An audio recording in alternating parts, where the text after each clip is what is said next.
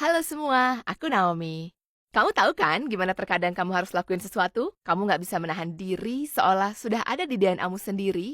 Kamu diprogram buat lakuin kegiatan tersebut. Dan harusnya bukan kegiatan yang buruk, karena bikin kamu bahagia, berarti baik, kan? Ya, aku pernah ngerasain hal kayak gitu. Tapi aku juga punya sisi yang beda banget dari kepribadianku. Dan kedua sisinya sering bertabrakan. Sampai suatu hari saat semuanya lepas dari genggamanku. Jadi, kegiatan apa yang harus aku lakuin? Bernyanyi. Aku suka banget nyanyi. Dulu aku nyanyi hampir setiap saat. Aku juga bisa main gitar sedikit, jadi aku bisa buat musik sendiri dan aku suka banget. Dulu aku juga suka ngerekam diri sendiri pakai HP kalau dapat lagu baru, karena enak kalau ditonton lagi dan lihat bagian mana yang kedengarannya enak. Jadi aku bisa otak-atik lagunya dan improve. Tapi, videonya kusimpan buat diri sendiri. Itulah sisi lain dari kepribadian yang aku bicarakan tadi. Tapi, walaupun aku senang banget nyanyi, aku sangat pemalu. Aku bahkan sulit buat berteman sama bicara ke orang asing. Apalagi sampai tampil di depan orang-orang. Beneran, tiap kali aku buat video, aku bakal pikirin betapa mengerikannya kalau sampai ada yang lihat. Dan sebagian besarnya aku hapus. Aku hanya sisakan yang benar-benar aku banggain, dan cuma buat kulihat doang. Tapi itu nggak bertahan lama. Aku buat kesalahan suatu hari. Teman aku, Jess, mampir ke rumah hari itu, dan kita lagi mencari sesuatu di HP aku dan bikin selfie konyol. Aku kasih tahu dia buat kirimin selfie-nya ke dia pakai HP-ku dan aku ngambilin kita minuman. Aku nggak kepikir kalau aku ngasih dia akses ke seluruh galeri aku, termasuk video nyanyian aku. Pas aku balik ke kamar, aku dengar apa yang lagi dia putar. Suara aku lagi nyanyi.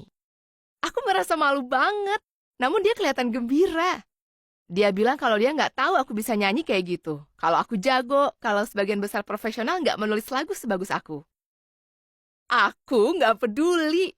Aku malu dan sangat marah karena dia lihat koleksi pribadi aku. Aku rebut HP-ku dari tangan dia dan mulai membentak dia. Terus, bukannya dengerin aku, dia malah ngambil HP dan mainin HP-nya. Itu malah bikin aku makin marah. Jadi aku nggak berhenti teriak dan dia masih nggak mau denger juga. Lalu, HP aku bergetar. Aku lihat ke layar dan tulisannya, Jess membagikan video Anda. Aku bingung. Aku nggak pernah posting video dimanapun. Aku tatap Jess dan dia senyum.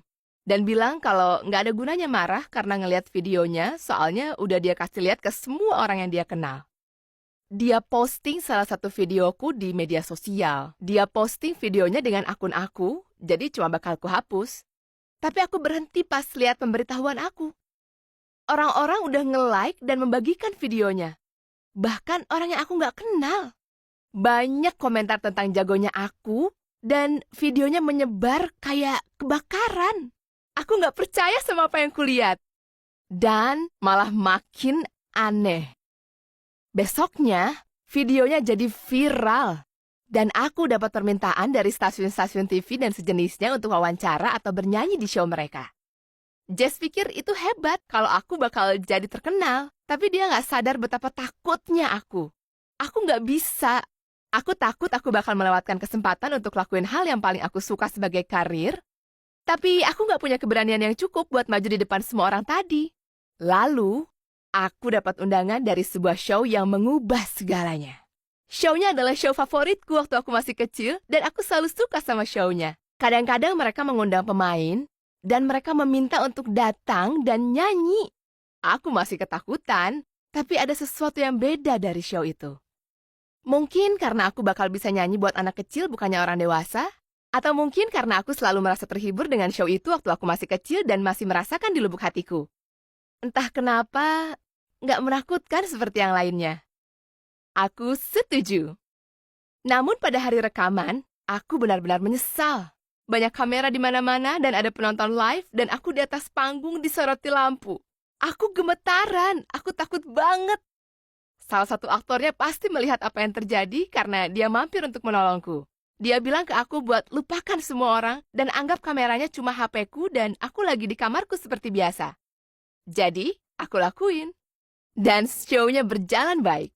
Aku masih nggak yakin gimana caranya, tapi aku berhasil.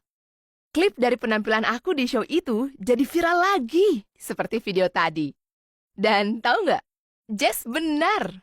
Seorang produser rekaman besar melihat penampilanku dan lihat seberapa banyak orang di sosial media yang suka dan menawarkanku kontrak rekaman. Aku jadi terkenal.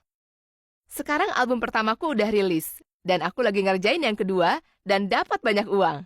Semua karena temanku memposting video pribadiku buat dilihat dunia.